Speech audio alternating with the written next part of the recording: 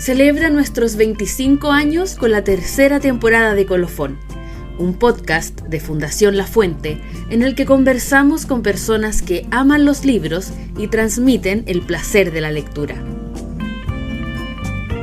En general, lo que a mí más me gusta es hablar con la gente, más que escribir evaluando su trabajo. Me parece que ese es un ejercicio un poco distanciado.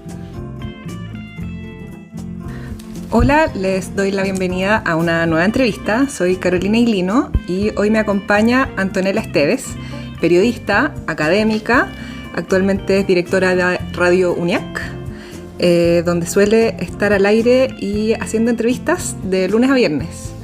También estuviste más de 20 años en la Radio Universidad de Chile, donde también tuviste programas de entrevistas culturales. Has sido cofundadora de la enciclopedia de cine chileno cinechile.cl, del Festival de Cine de Mujeres FemCine, y podría seguir mucho más, pero para volver a los libros, puedo mencionar que has publicado varios libros, principalmente sobre cine, y que también has presentado innumerables libros. Sí. Quizás podemos partir por ahí. ¿Sabes cuántos libros has presentado? No llevo la cuenta. No llevo la cuenta. ¿Y te acuerdas del primero? ¿De la primera vez que te tocó tú? Sí, creo que fue un libro del Sergio Jara, un libro que sacó la editorial Radio Universidad de Chile. Hola, Carola, no te había dicho. Hola, tampoco. Sí, creo que eso fue lo primero. El Bello Sino, creo que se llamaba el libro, porque así se llama el programa de Argos Geria en Radio Universidad de Chile, un libro histórico y él es un bacán. Entonces, eran ensayos más bien reflexivos sobre el mundo y la vida, pero no te puedo decir hace cuántos años fue eso. Tranquilamente 10 o más.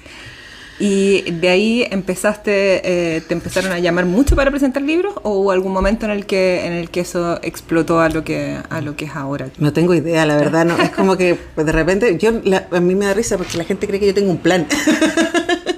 Un plan maestro. Claro, así como quiero llegar a ser, y la verdad es que no, pues las cosas pasan nomás. Como yo me llevo por el entusiasmo y las buenas ideas, después digo, chuta, ¿en qué me metí? Eso ha sido históricamente en varias de las cosas que nombraste y otras que no nombraste también, pero eso, entonces luego la pega, el entusiasmo de uno de alguna manera tienen cierto reconocimiento. A mí que me inviten a presentar libros siempre es un honor, porque las presentaciones son como el lanzamiento ahí a la sociedad de este objeto al que uno le dedicó tanto tiempo. O sea, yo tengo 5 libros, sé lo que es eso. Entonces, cada vez que a mí me invitan a presentar un libro, en general trato de ir, que si la agenda me lo permite, porque me parece que es un honor que te llamen y que un autora diga, quiero que tú seas quien acompañe el lanzamiento, la presentación de este libro. Entonces, creo que siempre es muy honroso. ¿Y cómo abordas un libro que vas a presentar? Lo leo, en general. Además que yo soy muy mala para leer textos. Creo que además es un poco latoso ver a alguien leyendo. Entonces, en general, y por mi expertise también, suelo dedicarme a hacer conversar a la gente que está sentada ahí. Entonces, por supuesto, como me leí el libro, meto la cuchara de vez en cuando, pero en general, cuando me toca presentar un libro, no llevo un texto, sino más bien le hago preguntas al autor, le hago preguntas a la otra u otro presentador y dejemos que una conversación fluya, que yo creo que es más entretenido que leer un texto. Estoy muy de acuerdo con eso. Hacen muchas cosas. ¿Cómo sería una semana normal para ti? Yo sé que ahora no sé si estás a puertas de salir de vacaciones, quizás esta semana no sé si esta semana es la más normal, pero ¿cómo es tu rutina? ¿Hay una rutina?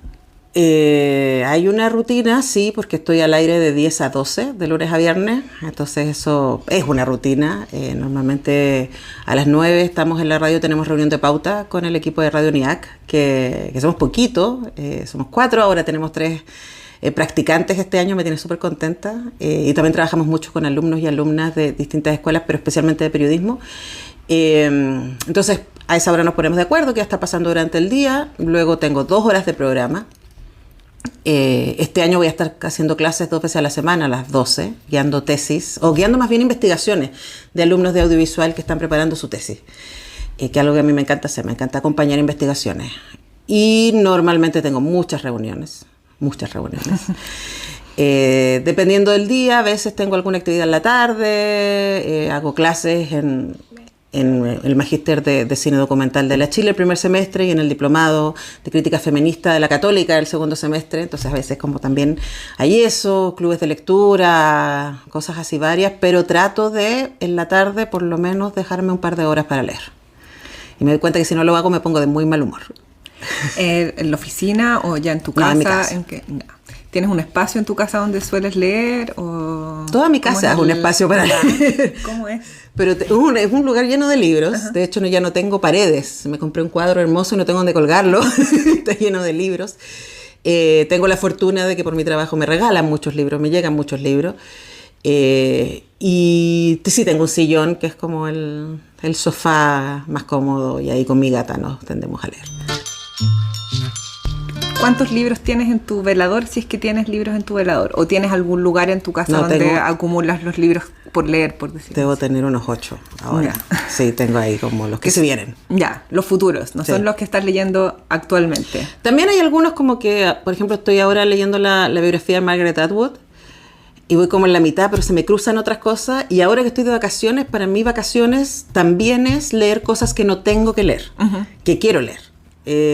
Yo leo mucho para preparar entrevistas y para hacer los comentarios que hacemos con distribuidores y editores, pero siempre tengo un alto de libros que no tienen nada que ver con nada y yo los quiero leer porque me gusta leerlos. Además a mí me gusta mucho la ciencia ficción y el horror, entonces como son libros que son un poco más raros dentro del mundo literario, diríamos, ¿no? Yo los defiendo y los quiero y me gusta leerlos. Entonces se me cruzan ahí como que entre medio me llegan unos libros que estaba esperando, se me cruza otro. Y hay otros libros que además requieren tiempo. O sea, pasar mucho tiempo con Margaret Atwood es maravilloso, pero también es harta información porque las biografías son relatos de época también. Entonces está ahí, están otros que quiero leer, están los que estoy leyendo. A veces leo varios libros al mismo tiempo para entrar y salir de mundos y de estados de ánimo. Así que sí, es como hay varios que están ahí dando vueltas. ¿Y por qué crees que son raros los libros de ciencia ficción? Yo creo que el género... A ver, tengo una cosa bastante antiacadémica en mis gustos, ¿no? A pesar de que soy académica hace 20 años. Creo que la crítica y la academia han hecho de ciertos géneros una expresión menor. La han leído como si fuera una expresión menor. Eso en el cine también pasa, ¿eh? ¿No? Como que hay cine de autor. Y, o sea, imagínate recién, estos últimos años, películas de ciencia ficción han sido nominadas a Mejor Película. Este año va Sinners, así, pero con muchas nominaciones. Y esa es una película de horror. Pero también tiene una mirada política súper poderosa. A mí me encantó esa película. Y yo creo que pasa con la literatura también. Es como que se lee el horror... La fantasía en general, el horror y la ciencia ficción como si fueran géneros menores. Y que el ensayo o la autoficción suelen ser literatura con mayúsculas, ¿no? Y yo difiero porque creo que en todos esos ámbitos pueden haber muy buenos y muy malos libros. A mí me gusta mucho la ciencia ficción y el horror porque siento que son los lugares en donde históricamente... autores y autoras han ido para hablar de lo que no pueden hablar directamente. Y vivimos en una época de mucho horror y vivimos una época de mucha incertidumbre. Vivimos una época donde libros de ciencia ficción que se escribieron hace 50, hace 80 años advirtieron un poco lo que está empezando a pasar. Y claro, que es indiscutible que ahí había algo, una mirada respecto al futuro y a lo humano que había que tener en cuenta. Cuando lees los libros, los rayas, anotas, los cuidas. ¿Cómo es tu relación con el libro como objeto? Yo no tengo ni un prejuicio con toda la gente que raya, que pone notas, está bien, pero yo sí tengo la mala costumbre de prestar libros, muy mala costumbre, entonces les pongo marquitas. Soy de las que usa esos stickers. Ahora no tengo una chica en mi club de lectura que pone stickers por temas. Y yo como creo que ya es un nivel Fue un tema que surgió en mi club de lectura también esta semana. Sí. Y algunas decían que a veces lo hacían, pero a veces no. Es que mi pero con eso es como que tú ya te antepones, estás buscando cosas en el libro. ¿Cachai? Claro, o sea, es como... Sí. Entonces voy a ponerle el amarillo cuando hable de romance, el verde cuando hable de incertidumbre, el rojo cuando hable de hijos, qué sé yo. Y te pierde la experiencia, porque yo enseño mucho sobre percepción, y la percepción tiene que ver con tus expectativas.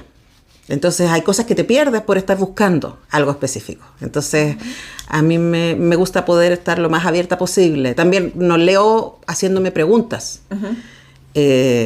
Tú has visto muchas de mis entrevistas, yo no tengo apuntes para hacer. Te escucho la conversación y trato de hacer lo mismo con los libros. Me preparo, por supuesto, pero quiero pensar, yo les digo a mis alumnos que una buena entrevista es lo que es parecido a lo que hace un buen artista. Es alguien que se prepara mucho, que estudió mucho, que está listo y cuando está ahí en el escenario se olvida de todo lo anterior y deja que el momento exista.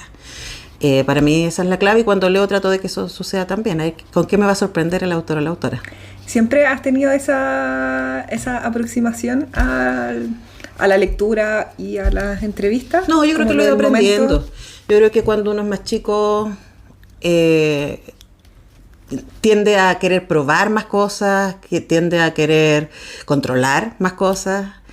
Si yo veo mi primer libro de entrevista, que fue mi tesis de periodismo además, o sea, no estaba pensado para hacer un libro de entrevistas, luego terminó siendo la mitad la tesis, el ensayo, y la otra mitad las entrevistas. Yo tenía muy claro lo que quería saber. Uh-huh. Entonces las preguntas son muy específicas. Si veo el último, que traje, de hecho que es con escritoras, cuestión de gustos, que son 20 entrevistas que hice en pandemia a escritoras chilenas de distintas generaciones y de distintos estilos. Yo más bien tengo un par de temas que tienen que ver con la inspiración, con la creación, pero el resto, por lo mismo las entrevistas son súper diversas, uh-huh, porque yo las acompañé hacia donde ellas fueron, más bien. Y creo que una buena entrevista debería sentirse como un diálogo, no como un cuestionario. Y cuando tú entrevistas, por ejemplo, a escritoras, además de haber leído sus libros, ¿buscas también otras entrevistas? Sí. ¿Es parte del...? Sí, no lo hago tanto, lo hago especialmente con la gente que no conozco. Uh-huh. Por ejemplo, Javier Peña lo entrevisté este año, que vino para acá. Vino para acá también. Gran entrevistado. Además que como que lo quise mucho porque mientras lo leía, cuando leía Tinta Negra decía, este es de los míos. Es como que los lectores somos una especie de secta, unos bichos raros que escogen guardarse y escuchar palabras en silencio, ¿no? Pero por ejemplo, me pasó hace poco que en FITAM me invitaron a mediar una mesa con Diamela Altit, Lina Meruane y Nona Fernández, imagínate, niveles. Y yo a ella la llevo entrevistando muchos años. Entonces no tuve que prepararme específicamente para esa entrevista, que era sobre literatura y teatro, porque yo he visto las obras de la Nona, las he visto todas, he leído todas sus novelas, de la Lina he leído casi todo y vi su obra y leí el libro que sacó Alquimia con el texto, de la Diamela leí un montón también y he visto las obras que se han montado sobre su trabajo. Ahora hay una nueva, Suma, que esa espero verla durante el año, pues va a estar en el GAM. Entonces también hay una cosa muy bonita que es acumulativa. Entonces a veces cuando uno ha entrevistado a alguien muchas veces y más bien le viene siguiendo desde hace mucho tiempo, no necesitas prepararte tanto. Obviamente tienes que leer el libro actual, pero con muchísimos escritores y con cineastas que decir, pues yo partí reporteando cine. Entonces, el otro día nos acordábamos con Fuguet que yo había estado en el Festival de Valdivia el 2005, cuando se estrenó Se Arrienda y La Sagrada Familia y Play y En la Cama, y era mi primer festival y eran sus primeras películas. Entonces han pasado 20 años y yo llevo 20 años viendo sus películas y entrevistándoles, entonces, claro, hay también un seguimiento de sus carreras. ¿Y cuándo empezaste a también investigar y trabajar con literatura, además de cine? Yo creo que cuando volví de vivir en Argentina, estuve cursando mi doctorado allá, y cuando volví me di cuenta que había mucho menos gente hablando de literatura que de cine. Hay mucho espacio para el cine. Yo tengo muchísimos colegas muy bacanes que yo sigo, de hecho vengo de escribir un artículo para Cine Chile, yo sigo escribiendo para Cine Chile, pero me doy cuenta que cuando se trata de sigo entrevistando cineastas en Comunicarte en Radio UNIAC, pero creo que hay mucho menos periodistas dedicados a la difusión de la literatura, porque es más difícil, requiere muchísimo más tiempo, sin duda. También hay menos medios. Yo creo que es menos rimbombante que el cine también. Porque de nuevo es un ejercicio silencioso y quizás tiene que ver con mi edad también. O sea, es como hoy día necesito estar más guardada. Necesito más silencio, necesito más calma. Me cuestan mucho las escenas sociales, etcétera. Entonces, incluso cuando voy al Festival de Valdivia estoy guardada la mitad del tiempo leyendo. Porque, claro, también tiene que ver con quién uno es cuándo. Entonces como que me hizo mucho más sentido. Sigo viendo cine, a veces escribo de cine, pero en general lo que a mí más me gusta es hablar con la gente, más que escribir evaluando su trabajo. Me parece que ese es un ejercicio un poco distanciado.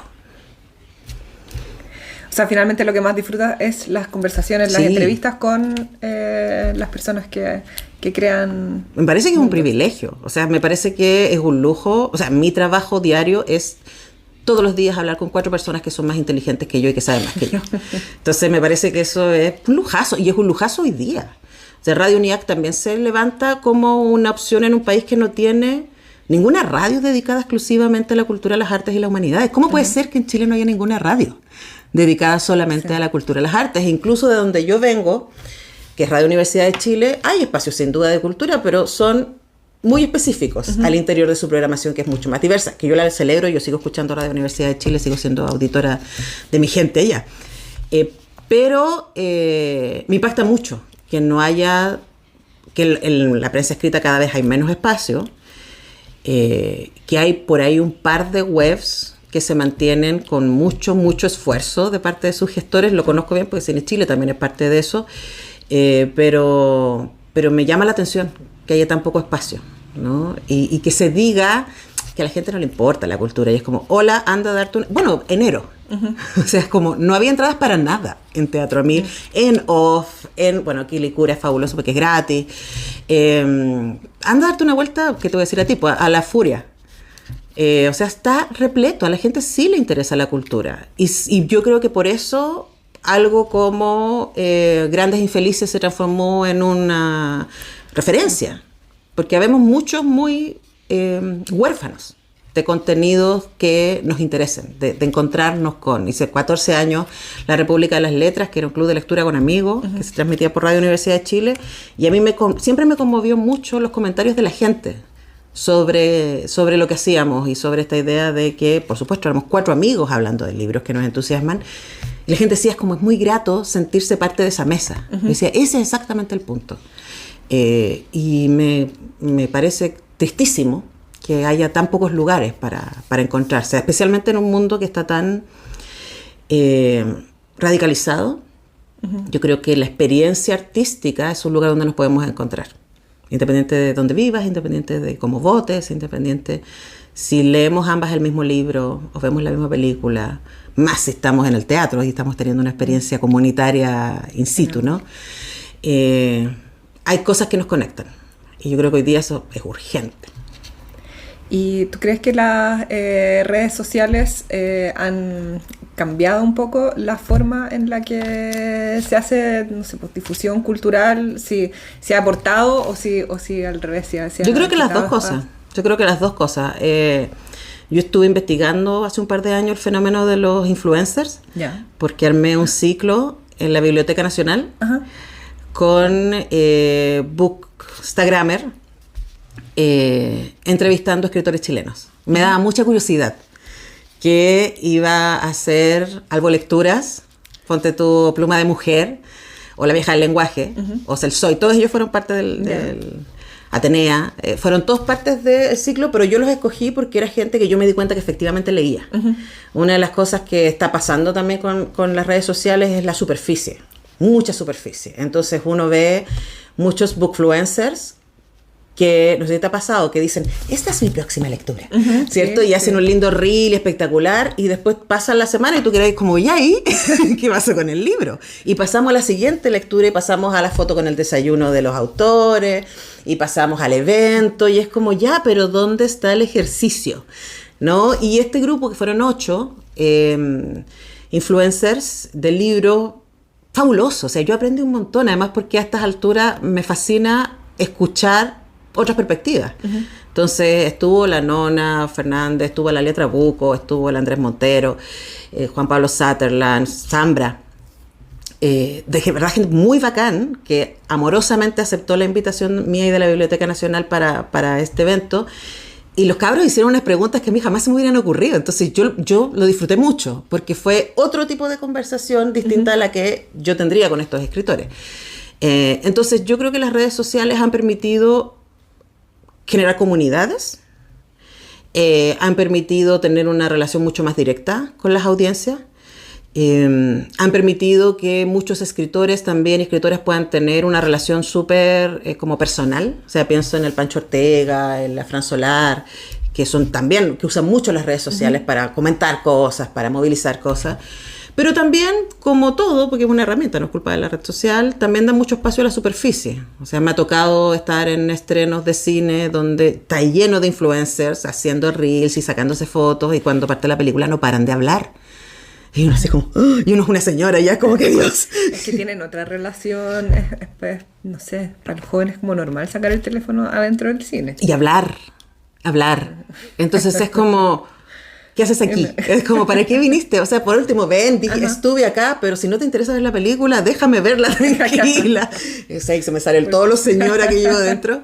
Entonces sí, yo creo que hay de todo, como en todas partes. Y que uno tiene que buscar su comunidad, ¿cachai? Tiene que buscar, yo sigo a todos estos que te nombré y me parecen súper interesantes lo que leen, lo que opinan. Bueno, de hecho en Comunicarte tengo de panelista a la Antonia Sepúlveda, Pluma de Mujer, que fue mi alumna además. Entonces me encanta hablar con ella y ver qué está leyendo ella, qué le interesa a ella, y aprendo un montón. Entonces creo que también, de nuevo, hay una cosa como de prejuicio de que muchos de estos cabros, o sea, que estos cabros no hacen así como crítica. ¿Y qué es la crítica sino la conciencia de la experiencia lectora? ¿Cachai? Los críticos de muchísimo tiempo, más académicos, ponen ahí mismo esa experiencia lectora que incluye todo lo que han leído antes y sus otros autores y todas las voces que les habitan. Pero estos chicos y chicas están hablando desde donde están. Y también desde sus entusiasmos, y también desde lo que los moviliza en ese momento. Yo creo que hay que escuchar harto más para estar en contexto. Ojo, que también creo que la industria se ha aprovechado del fenómeno y que ha salido masivamente un grupo de libros así como Dark Romance, que yo me he atrevido a leer algunos y me parecen de un conservadurismo extremo. O sea, es heavy metal lo conservadores que son, especialmente en términos de género. Tipo roles. O sea, es como la chica es súper fuerte y poderosa, desarrolla poderes hasta que se enamora y ahí se va a la punta del cerro o pone todo en cuestión. Algo que o sea, lo vimos en Crepúsculo, lo vimos en los Juegos del Hambre. O sea, es como esto viene pasando hace un rato, ¿no? Cuando la protagonista es mujer, cuando la protagonista es hombre, tipo Harry Potter, va con todo, incluso en la inocencia de pensar que lo puede hacer solo. Así como, hijo, desde el primer libro sabemos que no puede hacer las cosas solo. Pero bueno, entonces creo que hay que conocer y luego escoger. Vamos a tu historia como lectora y como mediadora empedernida, creo que tienes en alguna. ¿Cómo llegaste a estudiar periodismo? ¿Esa es así empezaste? ¿O? Sí, pero yo llegué a estudiar periodismo porque pensé, a mí me gustaba mucho, y después curiosamente me di cuenta que nunca lo dejé de hacer. Me gusta mucho la semiótica, me gusta mucho el análisis de discurso. Entonces yo pensé que me iba a dedicar a eso. Entonces que iba a ser un ratoncito de biblioteca rodeado de libros y haciendo análisis, ¿no?, de contenido.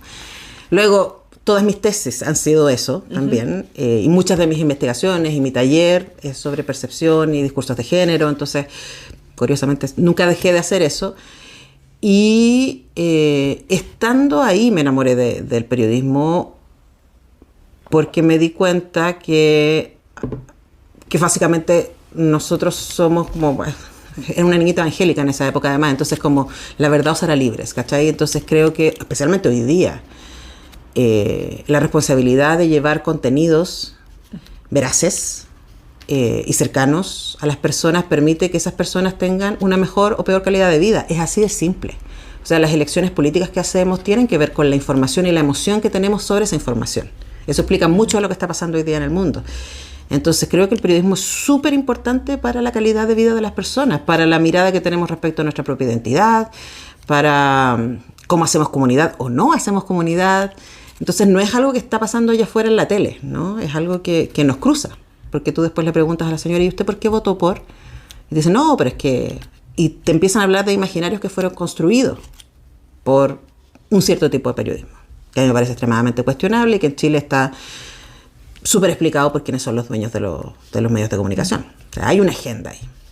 Yo he tenido la posibilidad de hacer toda mi carrera en medios universitarios que también tiene una línea editorial, pero tiene una línea editorial, incluso ahora que estoy en una universidad privada, tiene una línea editorial con mucho énfasis en el aporte social que pueden hacer los profesionales de esa institución y la institución misma. Por eso el proyecto de Radio UNIAC, o sea, una universidad privada que dice en Chile no hay medios de comunicación culturales, nosotros vamos a sostener uno. Ahí estamos. Y de ahí, ¿cómo llegaste a la cultura, al periodismo cultural? Yo creo que no tenía... Y a su vez a la academia, no sé si o nunca te fuiste, siempre fueron las dos cosas paralelas. No, primero volviste. partí con el periodismo, sí. Yo creo que de nuevo no tenía un plan. A mí una compañera de la universidad muchos años después me dijo, oye, tú lo hiciste así como de oro, como de derecho, fue hasta lo que quería, y yo como no tenía idea. Entonces yo hago la práctica en Radio Universidad de Chile el 2001, por eso alcancé hasta 24 años, porque llegué a hacer la práctica, pasando de tercero a cuarto de la carrera. Y rápidamente me di cuenta que a mí no me gustaba reportear en calle. Como que me parecía un absurdo también esta cosa de que sacarle la cuña al diputado, que al día siguiente va a decir lo contrario, que al día subsiguiente va a decir otra cosa. Como me gusta más eso, acercarme más lejos, me gusta más el análisis. Y tuve la suerte que Radio Universidad de Chile en ese momento se estaba también repensando y me dieron, llevaba 2 meses haciendo la práctica. Y mi jefe me dice, el productor general de la radio, que hacía un programa de cine, de bandas sonoras, me dice, yo no lo voy a poder seguir haciendo, a ti te encanta el cine, se nota que sabes, hazlo tú. Así que en el 2001 estrené mi primer programa, La Música que Vemos, que lo hice un montón de años, como 10 años. De hecho, lo hice hasta que volví de Argentina, o sea, el 2017 estuve haciéndolo. Entonces, claro, como 15 años. Y que era un programa de bandas sonoras que me obligó mucho a estudiar, y a ver las películas, a revisar las películas. Y ahí como que me empecé como a enfocar hacia allá, porque soy súper matea y encuentro que todo es entretenido. Si probablemente hubieran propuesto un programa de ciencia, estaría haciendo eso. Porque también me parece súper fascinante. Un programa de psicología, me encanta. Entrevisto a muchos psicólogos porque es un mundo que a mí me interesa. Entonces yo creo que cuando uno es curioso, todos los caminos te sirven. Cuando uno es curioso, mateo. Creo que las dos cosas son muy importantes. Y entonces así, como que uno empieza haciendo algo más chiquitito y después te dan oportunidad para hacer algo un poquito más grande, después te dan oportunidad. Así ayudantía. Y claro, eso es muy normal que después de la ayudantía te ofrezcan, cuando ya te titulas, y te ofrezcan hacer un curso. Entonces hice muchos años cursos de historia del cine, de apreciación cinematográfica, de radio, y después empecé a guiar tesis, que es algo que me encanta, y que es lo que estoy haciendo ahora. Me encanta guiar tesis. Y también me gusta mucho trabajar con alumnos que están más grandes, que ya saben más o menos qué es lo que ellos quieren de lo que están estudiando. ¿Y magíster y doctorado lo hiciste uno después de otro o también fueron cosas que surgieron? No, el magíster, a mí me encanta estudiar. Por eso yo creo que me gusta guiar investigaciones, porque como sigues aprendiendo cosas, ¿no? Y acompañas a los alumnos a hacerse preguntas y a buscar fuentes y a organizar las preguntas y los discursos en torno a ellas. Hice el magíster en Teoría e Historia del Arte de la Chile, porque en ese momento no había ningún magíster en Teoría del Cine, como hoy día sí hay. La Católica tiene uno. Probablemente si ese hubiera existido, hubiera hecho ese. Pero tuve un profesor guía fabuloso, cuando logré entenderlo, Sergio Rojas. Así que quien haya leído a Sergio Rojas o tenido clases con él sabe de qué estoy hablando. Pero una vez que uno le cacha la onda al Sergio, es un filósofo súper importante, un montón de libros, pero que hablan académico. Y era de hecho parte de nuestra conversación constante. Era como, pero Sergio, yo hablo en periodista, yo hablo en que la gente me entiende. Y no, pero la filosofía tiene este juego con el lenguaje. Y yo como, sí, pero ¿cuánta gente te entiende? Siempre tuvimos esa tensión, y es una tensión que explica por qué no terminé el doctorado. Porque me fui, bueno, mi experiencia en el magíster fue súper buena, me abrió un montón de puertas y sobre todo en la cabeza me abrió muchas puertas. Y además Sergio Rojas fue muy amable conmigo por permitirme meterme en un tema que a mí me interesaba mucho, que era cine chileno y melancolía, que es un tema que amo, me encanta pensar en melancolía. Y en el caso de nuestra generación, o sea, los que nacimos en dictadura y que después se nos prometió este futuro esplendor, y básicamente estamos en nuestra adultez extremadamente endeudados, deprimidos, ¿cachai? Y es como, bueno, ¿qué pasó? Y ahí trabajo la tesis de que el cine chileno de esos momentos, ¿cierto? De los 2000, finales de la primera década, principio de la segunda década de los 2000, habla de eso. Sin hablar de eso, más bien lo construye atmosféricamente. Esa es como la tesis. Y después de un rato, ya cuando estaba dirigiendo el Festival de Cine de Mujeres, también me di cuenta que no tenía suficientes herramientas, porque yo no estaba formada en feminismo. O sea, me vi feminista ya haciendo el Festival de Cine de Mujeres. Nosotros no creamos el Festival de Cine de Mujeres, FemCine, porque éramos feministas. Lo creamos porque pensábamos que era necesario generar espacio en donde las mujeres cineastas pudieran mostrar su trabajo y en donde las estudiantes de cine pudieran conocer referentes, las y los. Y después cuando ya lo estábamos haciendo era como, oh, este es un ejercicio feminista. A lo mejor soy feminista. Sí, soy feminista. Vamos a estudiar sobre eso. Y ahí me fui a la Universidad de Buenos Aires a cursar el doctorado en estudios de género. Me pidieron que hiciera 3 seminarios, yo hice 11. O sea, están ya más. Y aprendí un montón. Y tenía 4 capítulos de 5 escritos en mi tesis. Estábamos súper contentas con mi profe, avanzando hasta que llega una de las profesoras, así como seniors, y me dice que lo tengo que escribir todo de nuevo porque escribo muy claro. Y tengo que escribir para la academia. Y yo dije, listo, está aquí, chao. Sí, tal cual. Y también es como pensar, y suena súper narciso y whatever, ¿cachai? Pero a estas alturas de mi vida, ¿cachai? Voy a cumplir 48 este año. Es como, yo no quiero hacer cosas que no me entusiasmen. No quiero hacer cosas para agradar al otro. Yo no necesito tener un doctorado para hacer bien mi trabajo. Yo me metí a hacer el doctorado porque me interesaba aprender y aprendí un montón. Y de hecho el marco teórico de esa investigación lo transformé en mis talleres de percepción y representación de género. Entonces es como, aprendí, lo estoy usando, lo estoy enseñando, ahí va. Para mí eso debería ser la academia. Esa es mi mirada. No escribir para que te escuchen 5 personas en un congreso y básicamente papers, pero ¿qué está pasando con eso? ¿No? Para mí la mediación es fundamental. ¿De qué sirve el conocimiento si no nos alcanza? Y yo creo que parte de la crisis que tenemos hoy día en términos políticos tiene que ver con ese conocimiento encerrado en sí mismo, con esas reflexiones que solo compartimos entre nosotros y que hacen que la gente se sienta súper ajena. Eso es como para otra gente, ¿no? Y yo siento que eso pasa con el conocimiento, con la reflexión y muchas veces también con la cultura, o con el arte más bien. Pero la cultura nos rodea a todos y a todas todo el tiempo. Entonces, yo estoy súper agradecida de haber pasado por ahí. También fue muy bacán vivir 2 años y medio en Buenos Aires. Aprendí un montón, leí un montón, conocí gente fabulosa. Así que, nada, yo tengo puro agradecimiento. Y también creo que es súper poderoso poder hacer, se la pregunta en algún momento, con la libertad de decir, ya, pero, ¿quiero hacer esto? Y si no hago esto, ¿qué pasa? Y eso lo hice en terapia, muchos años. Es como, y me acuerdo mi psicóloga me decía, ya, pero ¿qué quieres hacer tú? ¿Qué quieres hacer tú? Cuando estaba como en esta crisis psico-voto, ¿no? Y yo le decía, a mí me gusta mediar. O sea, si yo hago un resumen de todo lo que yo hago, de todo, de las clases, los festivales de cine, dirigir espacios de cultura, la radio, qué decir, los libros, todo tiene que ver con acercar, con generar puentes, con invitar al diálogo. Y a mí no me gustan los diálogos encerrados en sí mismos, porque ¿a quién les sirven?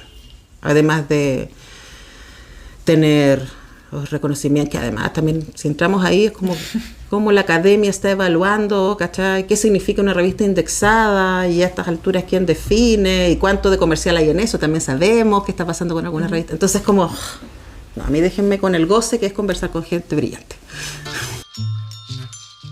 Siempre les pido que traigan algunos libros para revisar ejemplos un poco de qué estamos. De qué estamos hablando, ya sea de tu experiencia como lectora o profesionalmente. Entonces, a ver qué... Bueno, traje mi libro, mi último libro, mi 5º libro. No tengo hijos, pero tengo 5 libros.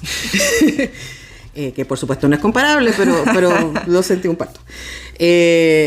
Cuando me preguntaste como experiencia lectora, o sea, estas 20 entrevistas son el resultado de eso. Son el resultado de haber leído a estas 20 mujeres y haber conversado con ellas.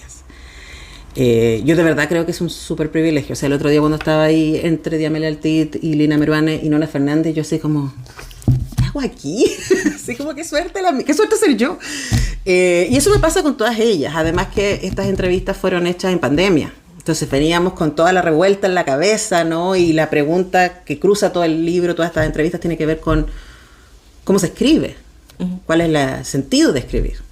¿Las entrevistas las hiciste especialmente para el libro? No. ¿O eran entrevistas que estabas haciendo...? Estaba haciendo un ciclo de un programa que se llama Cuestión de Gustos, por eso el libro se llama así, que era solo de escritoras mujeres chilenas. Y además yo quería, el libro sí tiene una tesis, ¿no? Seguramente hayas escuchado y quienes nos están escuchando también, que existe aquello llamado literatura de mujeres. Uh-huh. Que por supuesto es una falacia, como tampoco existe el cine de mujeres, como existe el arte de mujeres. Como las mujeres somos más de la mitad de la humanidad y por lo tanto somos tremendamente diversas en nuestros intereses, maneras, formas, historia, etc. Y a mí me interesaba mostrar en este libro esa diversidad en mujeres que están publicando hoy día. Uh-huh. Entonces está desde Cecilia Vicuña y de Amélia Altit hasta Nati Chuleta y Guada. O sea, es como muy, muy diverso ese universo para también como probar el punto. Mira, uh-huh. Todas estas mujeres escriben cosas súper distintas. Algunas son de la misma generación y escriben cosas súper distintas. Porque no existe. Las mujeres no somos una sola cosa. Somos multitudes. Traje a Úrsula K. Le Guin porque la amo. Porque soy una como que evangelizadora de Úrsula K. Le Guin. Y de Ted Lasso, si estuviéramos hablando de series también. ¿Ya? ¿Y crees que está pasando lo que decías un poco con el cine, con Sinners, con la reivindicación de la ciencia ficción, quizás a través de ella misma, o sea, como una valorización en otros planos de la ciencia ficción? O sea, hace 10 años no escuchábamos de Úrsula K. Le Guin. O sea, es como ella escribió Harry Potter a finales de los 60. Y mejor, déjame decir. A mí me encanta Úrsula K. Le Guin porque, bueno, la historia de ella es muy interesante. Hay un documental uh-huh. Que se llama Los Mundos de Úrsula K. Le Guin, que creo que está en Prime, donde te explica un poco por qué ella escribe como escribe. A mí me interesa eso. Y ella, claro, fue hija de antropólogo. Su mamá fue la primera en traducir un diario de un nativo americano. Entonces ella fue criada con esta curiosidad por la otredad. Y todos sus libros, de una u otra manera, se tratan de cómo me relaciono yo con el otro distinto. Y cómo me encuentro o cómo no me encuentro. Uh-huh. Me gusta porque es tremendamente política al momento de exponer las ideologías. Uh-huh. Y creo que eso nos hace súper bien. Y este libro en particular que traje, que se llama Contar es escuchar, me encanta el título, además, eso, Contar es escuchar. Uh-huh. Y ella habla, y tiene otro libro que es bien famoso, que es más cortito, que se llama La teoría de la bolsa, que habla sobre las escritoras como recolectoras. ¿Ya? Entonces, claro, mi experiencia entrevistando hace más de 20 años a creadores y creadoras es que los más interesantes son los más cultos. Son los que más leen, son los que más ven cine, son los que van más a exposición, los que están más expuestos a la mirada de otros uh-huh. respecto al mundo. Y ella reflexiona mucho sobre aquello en este libro que yo lo súper recomiendo. Son ensayos, es un gran son ensayos en su mayoría, también son algunos discursos que ella dio, algunos artículos que escribió, pero de verdad es una joya. A mí me gustan esos libros. El año pasado uh-huh. leí el de la Mariana Enríquez, Archipiélago, que también me parece una maravilla. Me gustan los libros donde escritores recomiendan otros escritores. Uh-huh. Y hablan, también hay uno que trajo Fondo de Cultura Económica, de la Agustina Bacherrica. Está hermoso, también chiquitito, pero súper poderoso. Me gusta leer el entusiasmo, me entusiasma el entusiasmo. Uh-huh. Y me gusta que me abran puertas también. Y que, oye, no tenía idea que eso estaba ahí. Ah, ahora te caché. ¿Por qué estás haciendo eso, no? Me alimenta mucho. También. Claro, esas dos editoriales tienen colecciones unas de Mariana Enríquez de Ampersand. Sí. O sea, bueno, son argentinas los dos que tienen colecciones de escritores hablando sobre lecturas. Sí. Yo creo que nos hace bien. Y aquí además habla sobre el ejercicio de escribir, Úrsula K. Le Guin, ¿no? Y creo que es súper honesta en el sentido de la cantidad de fuerza y de disciplina que se requiere, pero también de cómo toda literatura, toda buena literatura está alimentada de muchos otros relatos. Uh-huh. Por eso contar es escuchar. Porque yo primero tengo que escuchar que hay allá afuera, antes de... Me acuerdo que alguna vez escuché a un alumno como de primer año de cine diciendo así como, no, yo no veo películas porque van a echar a perder mi originalidad. Y yo como, dijo, ¿qué es eso? ¿Qué es eso? Los mejores directores de cine están muy bien alimentados. Los mejores, o por lo menos a mí, las bandas contemporáneas que me parecen más interesantes son esas que están llenas de referencias. O sea, si Salomón dijo 1000 años antes de Cristo que no había nada nuevo bajo el sol y no tenía internet, o sea, que vamos a ser originales hoy día. Yo creo que somos el sedazo que puede decantar o destilar todo lo que estamos leyendo. No sé si has visto como esa frase que dice, soy todas las historias que he leído. No sé si yo soy todas las historias que he leído, pero sí soy muchas cosas que esas historias me han hecho pensar, sin duda. Además son formas también de entrar quizás a lecturas que no son actuales, que no son las publicaciones que quizás uno se encuentra en los pocos medios de comunicación que quizás existen, que uno encuentra las cosas que se están publicando ahora, pero estas son formas de entrar a distintos tiempos, distintos autores. Sí, a mí con mi libro de entrevistas me parecía que era interesante, si tú querías tener como una mirada, por supuesto falta gente, falta Laila Trabuco, siempre le pediré disculpas por eso, no están todos los nombres, hay 20, pero representan una diversidad y también como para hacerse una idea de cómo ellas vivieron la pandemia, la revuelta, su propio ejercicio de escribir, etc. Pero traje uno que acaba de salir, que es lo que estoy leyendo ahora. Ya, perfecto. Y además que, pensando que este podcast es para gente que le interesa como todo el proceso de que los libros lleguen a nosotros. Tú sabes que yo soy una entusiasta de eso, y por eso me gusta entrevistar editores y traductores y distribuidores, no solamente autores. O sea, para quien le interesa la cadena del libro, este libro es un deleite. Ya. Es muy chistoso. Ya. Se llama La extinción de Irena Rey, de Jennifer Croft. Ella misma es traductora. Ella creció en Argentina, aunque nació en Oklahoma, y se ha dedicado a traducir libros desde el español y desde el polaco y del ucraniano al inglés. Y este libro habla de una cumbre de traductores que se reúnen en torno a su autora, y todo el tiempo nuestra autora está escrito con mayúscula, que es Irena Rey, y ella cada vez que tiene un libro listo los llama a todos, y son como 8 personas que se juntan alrededor de una mesa para traducir todos juntos a sus respectivos idiomas, y ella está ahí con ellos. Y absolutamente desindividualizados, ellos son una corte para ella. Entonces, hasta bien avanzado el libro, los personajes son francés, serbio, ella es español, o castellano más bien, no tienen nombre, son los idiomas, están identificados con los idiomas a los que traducen, y tienen todo un raye con que la escritora tiene que ganarse el Nobel en algún momento, porque es la más, es la más guapa, es la más fantástica, es la más brillante, es la más, y ella los invita a esta cumbre y desaparece. Al segundo día se va. Entonces el libro se trata de qué hacen ellos sin su musa. Les manda el libro, eso sí, después. Y ellos no saben qué pasó con ella. Hay todo un tema también que tiene que ver con ella vive junto a un bosque en Polonia. Y hay todo un tema que tiene que ver con los hongos y con la idea del parásito, de cómo nos alimentamos unos de otros. Pero es muy chistoso, porque además está contado desde una traductora y pensamos poco en la traducción, excepto quienes traducen, por supuesto. Pero a mí me parece que es muy fascinante como ese mundo.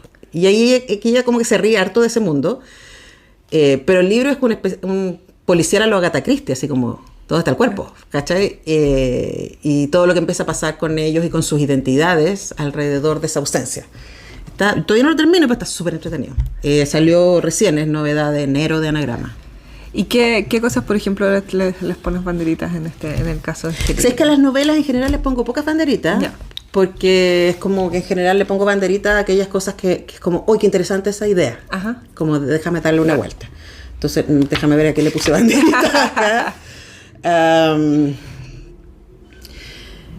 Ella está hablando, dice, para mí creo que también para Chloe, la insinuación de que Irena no le importaba tanto nuestro trabajo resultaba ofensiva.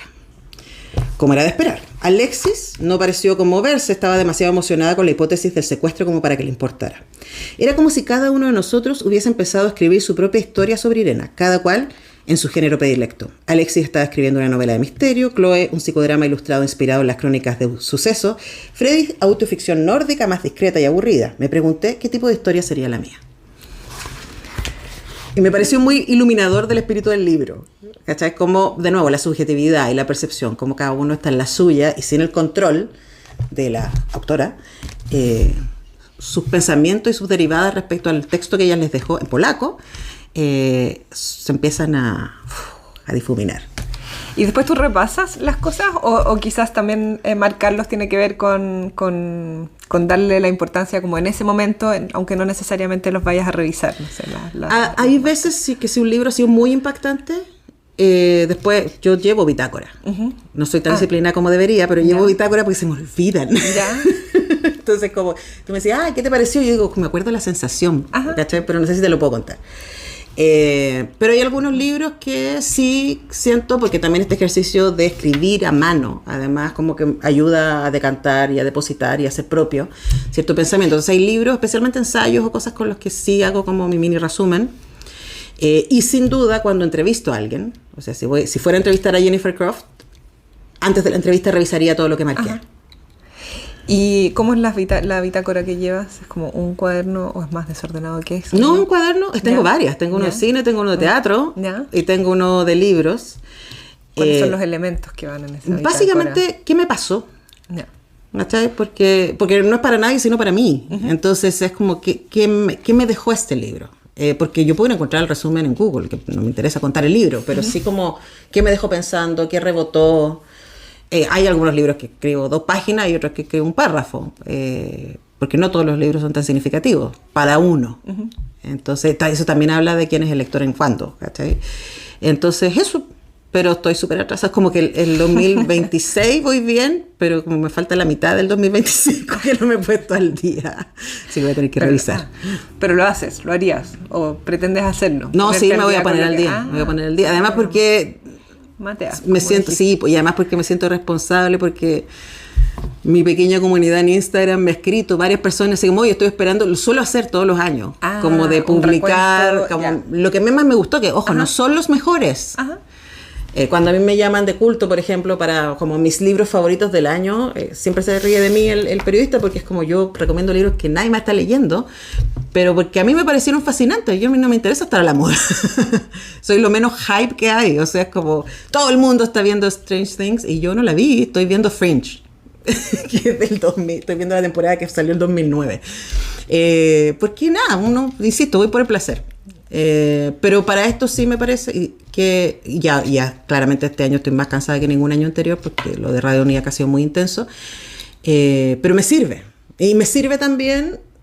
si voy a entrevistar a alguien, leer que escribí de sus libros anteriores. Entonces también me sirve como ayuda a memoria y como para dejar ciertas cosas. Y me gusta escribir a lápiz. Me gustan los cuadernitos y los lápices de colores y los adhesivos. Soy ese tipo de persona. También. Y para terminar, ¿podrías leer un párrafo de...? Sí, viste, con el de Ursula K. Le Guin, que tampoco he terminado. Tengo harto más marcado, pero lo primero que marqué, mire, tengo también amigas fabulosas que me regalan. Ah, qué hermoso, el Ex Libris. Ex Libris. Un gatito. Un gatito de 3 ojos, sí. Este libro de Ursula K. Le Guin a mí me vuela la cabeza, pero además esto me pareció... voy a leer otra cosa, distinta a la que te dije que iba a leer. Es que me encontré con esto que es como... Ella está hablando de... ser de granito, pero básicamente está jugando con la idea en inglés de take it for granted. Ya. ¿Cachai? Pero la idea de ser tomada como granito, como algo duro, ¿no? Ya. Pues pero a mí me gusta la idea del take for granted, así como de yo doy por hecho que tú eres de una manera. Doy por hecho nuestro vínculo, doy por hecho... Y nada, pues uno tiene que estar todo el tiempo diciendo esto no es casual, esto es un regalo o esto es una maravilla. Bueno. ¿Y duro como de que no cambia o duro de rudo? Duro, bueno, aquí queda súper claro. Súper claro. A ver. Dice, el granito no acepta las huellas, las rechaza. El granito crea pináculos y luego la gente se ata con cuerdas y pone clavos en sus zapatos y escala los pináculos con mucho esfuerzo, costes y riesgos. Y quizás sienten una gran emoción, pero el granito no. No se produce nada en absoluto y nada en absoluto cambia.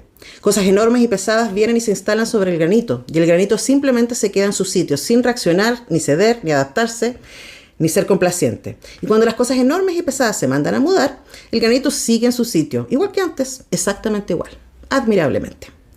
Para alterar el granito hay que hacerlo estallar. Pero cuando la gente camina por encima de mí, se ve exactamente dónde han puesto los pies. Y cuando vienen y se instalan encima de mí, cedo y reacciono y respondo y dejo pasar y me adapto y acepto. No se precisan explosivos. Tengo mi propia naturaleza y le soy fiel tanto como el granito o incluso el diamante lo son a la suya, pero la mía no es dura, ni recta, ni parecida a una gema. No se fragmenta, es muy impresionable, es blandengue. Tal vez la gente que se ata con cuerdas y las cosas enormes y pesadas no se llevan bien con un suelo tan adaptable e incierto porque las hace sentirse inseguras. Tal vez tienen miedo de ser chupadas y tragadas, pero a mí no me interesa chupar y no tengo hambre. Solo soy barro, cedo, trato de acomodarme. Y así cuando la gente y las cosas enormes y pesadas se marchan, no han cambiado salvo porque tienen barro en los pies. Pero yo sí he cambiado. Sigo aquí y sigo siendo barro. Pero estoy llena de pisadas y huecos hondos y huellas y alteraciones. Me han cambiado. Tú me cambias. No me tomes por granito.